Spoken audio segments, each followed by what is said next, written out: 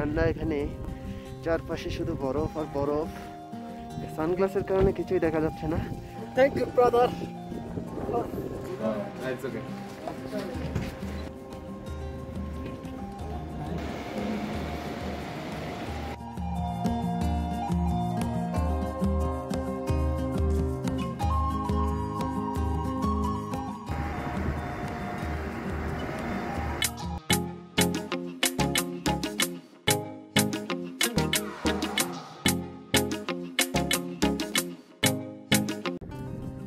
সিকিম সিরিজের দ্বিতীয় পর্বে এবার আমরা যাচ্ছি নর্থ সিকিমে। প্রথম পর্ব শেষ করেছিলাম প্যারাগ্লাইডিং দিয়ে।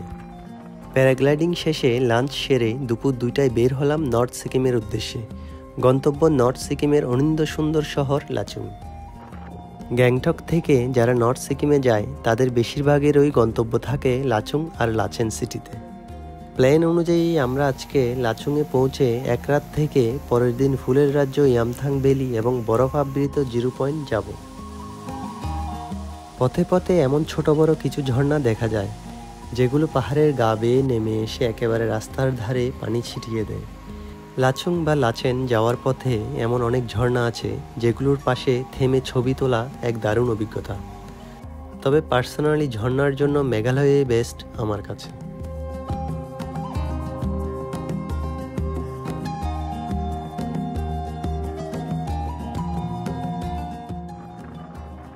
জীবনে প্রথমবার যখন তুষারাবৃত পর্বতের চূড়াগুলোর দেখা মিলবে তখন কৌতূহল আরও বেড়ে যায়, ইচ্ছে হয় তার একেবারে কাছে চলে যায়। নর্থ সিকিমে যাওয়ার আগে অবশ্যই হাত মোজা, মাথার টুপি, ওষুধপত্র কিংবা ঠান্ডার জন্য প্রয়োজনীয় জিনিসপত্র কিনে রাখবেন, যা এমজি মার্গ সংলগ্ন লালবাজার থেকেই পেয়ে যাবেন। ভাবতেই অবাক লাগে কি বিশাল বিশাল পাহাড়ের মধ্য দিয়ে এই টানেলগুলো করা হয়েছে। এই এক অন্যরকম অ্যাডভেঞ্চার, ভয় আর ভালো লাগা যেখানে মিলেমিশে একাকার।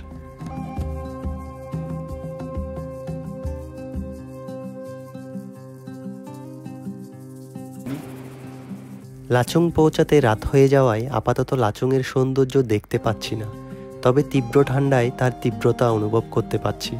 নিচে বরফ গলা লাচুং নদী বয়ে চলার শব্দ শুনতে পাচ্ছি।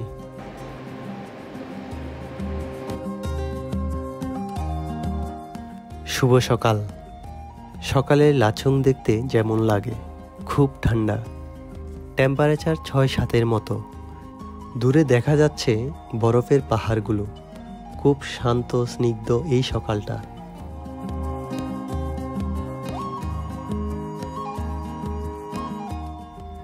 ফলসটির নাম বিউমা ফলস। মনে হচ্ছে যেন আকাশ থেকে সরাসরি নেমে পড়ছে এই ঝর্ণার পানি। লাচুং শহরের ঠিক গা ঘেঁষা পাহাড় থেকে ঝরে পড়া এই পানির ধারা, লাচুং নদীর পানি প্রবাহের শব্দ আর সকালের এই দৃশ্য যেন একটি স্বর্গরাজ্য।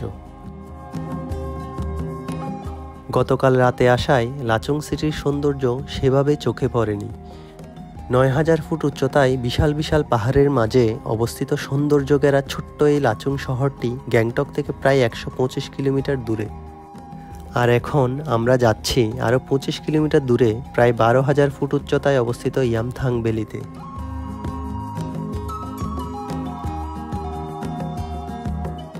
আপনি যেই প্যাকেজই নেন অফিসিয়ালি তা ইয়ামথাং ভ্যালি পর্যন্তই শেষ গন্তব্য। তবে জিরো পয়েন্টে যেতে হলে ড্রাইভারকে এক্সট্রা পেমেন্ট করতে হয়, যা 3 থেকে 4,000 রুপির মধ্যেই।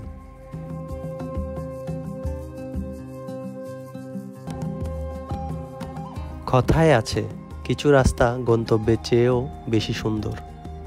রাস্তার বাঁকে বাঁকে ভেসে বেড়ানো তুলোর মতো এই সাদা মেঘগুলো দেখে মনে হচ্ছিল এই রাস্তাটা শেষ না হলেই বোধহয় বেশ হতো।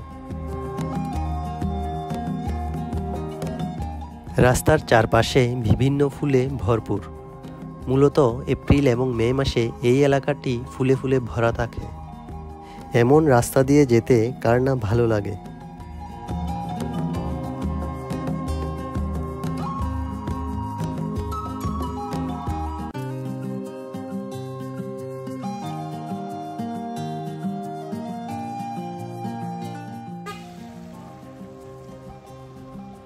চলে এলাম ইয়ামথাং ভ্যালি। ছোট ছোট হাজার হাজার ফুল ফুটে আছে ইয়ামথাং ভ্যালিতে। ভ্যালির চারপাশে বিশাল বিশাল সুউচ্চ বরফে মোড়ানো পাহাড়গুলো দেখতে বেশ লাগে। যদিও আমরা বেশিক্ষণ ছিলাম না, ড্রাইভারকে রাজি করিয়েছি 0 পয়েন্ট যাওয়ার জন্য। তখনও শিওর না 0 পয়েন্ট অবধি যাওয়া যাবে কিনা। ইয়ামথাং ভ্যালিতে স্নোতে হাঁটার জন্য 100 রুপিতে স্নো বুট পাওয়া যায়, চাইলেই নিয়ে নিতে পারেন।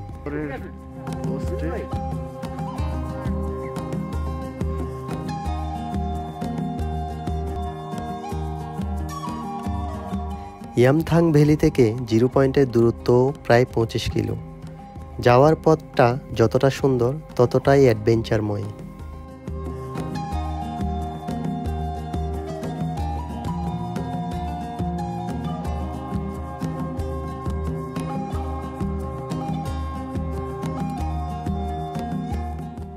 রাস্তার দুপাশে গাছের উপর জমে থাকা বরফের ভাঁজগুলো পুরো এলাকাটিকে অন্যরকম এক রাজ্য বানিয়ে দিয়েছে। এই অঞ্চলে 40টিরও বেশি প্রজাতির রডোডেনড্রন ফুল পাওয়া যায়, যা এপ্রিল থেকে মে মাসের মধ্যে সবচেয়ে বেশি দেখা যায়।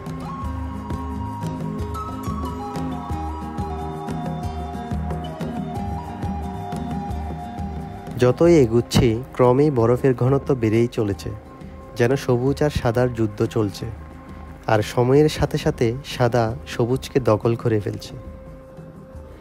গাছের রং বেরঙের ফুল আর সবুজ পাতারা সব সাদা হয়ে যাচ্ছে। আদৌ জানি না এই সাদার রাজ্যে প্রবেশ করে কতটুকু যেতে পারবো। আস্তে আস্তে দৃষ্টিসীমা ছোট হয়ে আসছে।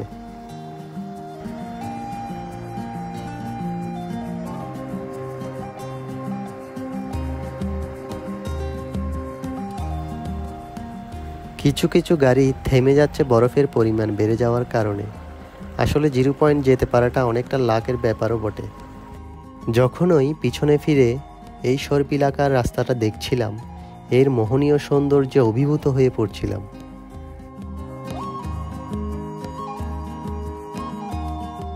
কিন্তু কেউ কেউ এই মোহনীয় সৌন্দর্যে বমি করতে করতে অসুস্থ হয়ে পড়ছিল মোশন সিকনেসের কারণে।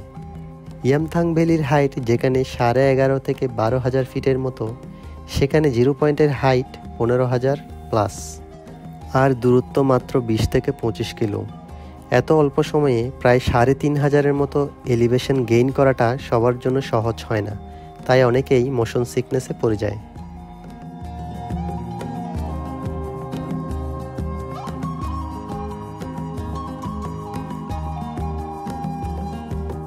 নর্থ সিকিমের স্নোফল দেখার জন্য মূলত ডিসেম্বর থেকে ফেব্রুয়ারি হলো বেস্ট সময়, কিন্তু ওই সময়টায় অতিরিক্ত স্নোফলের কারণে আবার রাস্তা ব্লক হয়ে যায়, তাই অনেকেই 0 পয়েন্ট অবধি যেতে পারে না।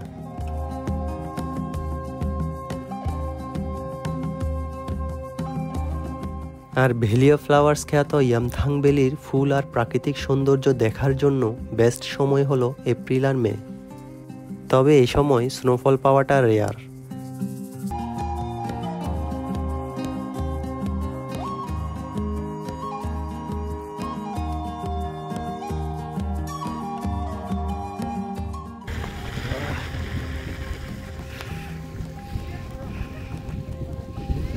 অবশেষে আমরা 0 পয়েন্টে।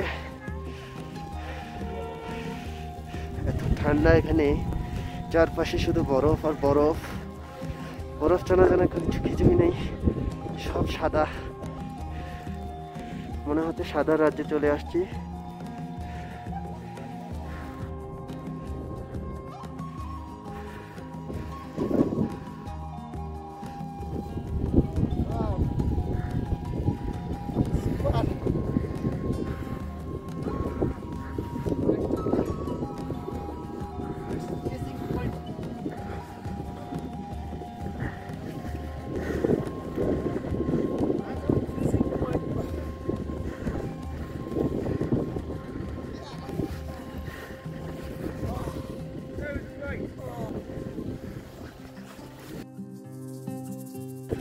Thank you, brother.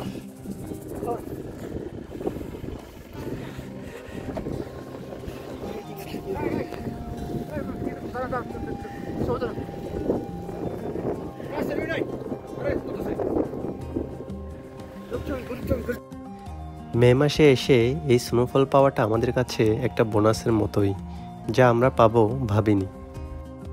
মনে হচ্ছে যেন অন্য কোনো গ্রহে চলে এসেছি, যেখানে প্রতিদিন আমাদের নীল গ্রহের শত হাজার রঙের জীবনযাপনে অভ্যস্ত আমরা। এখানে এসে মনে হচ্ছে স্পেসশিপে করে আমাদের কেউ মাইনাস টেম্পারেচারের বরফের গ্রহে পাঠিয়ে দিয়েছে। কেমন জানি অ্যাডভেঞ্চার ফিল হচ্ছে। যাই হোক, এবার আমাদের ফেরার পালা। বরফের এই রাজ্য থেকে আমরা আবার ফিরে যাচ্ছি লাচুংয়ের দিকে। লাচুং থেকে লাঞ্চ করে আমরা আবার চলে যাব গ্যাংটকে। যেতে যেতে একটা প্রয়োজনীয় ইনফরমেশন দিয়ে রাখি। নর্থ সিকিমে আসার জন্য সবচেয়ে বেস্ট হচ্ছে 6 বা 7 জনের টিম হয়ে আসা। সেক্ষেত্রে জনপ্রতি ভাড়া একটু বেশি পড়লেও রিল্যাক্সে জার্নি করতে পারবেন। নিজেরা আসলে যে কোনো জায়গায় গাড়ি দাঁড় করিয়ে প্রকৃতির সৌন্দর্য নির্বিঘ্নে অবলোকন করতে পারবেন। সৌন্দর্যমণ্ডিত জায়গাগুলো ধীরে সুস্থে একটু সময় নিয়ে দেখতে হয়, নইলে বেশি দিন সেই সৌন্দর্য মনে রাখা যায় না।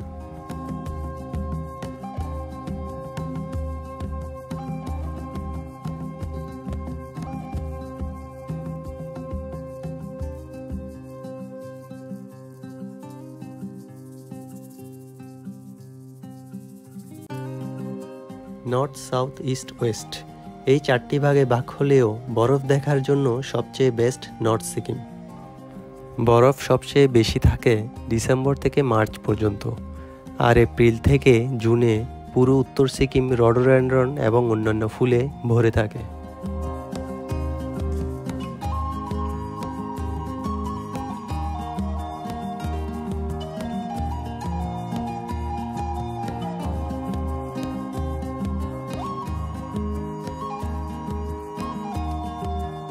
এই নর্থ সিকিমের পরে সিকিম সিরিজের 3য় পর্বের ভিডিওতে দেখানো হবে ইস্ট সিকিমের আরেকটি জনপ্রিয় পর্যটন স্পট সাঙ্গু লেক। চ্যানেলটিতে এখনও সাবস্ক্রাইব না করে থাকলে সাবস্ক্রাইব করে বেল আইকন বাটনে ক্লিক করার অনুরোধ রইল। ভালো থাকবেন সবাই, ধন্যবাদ।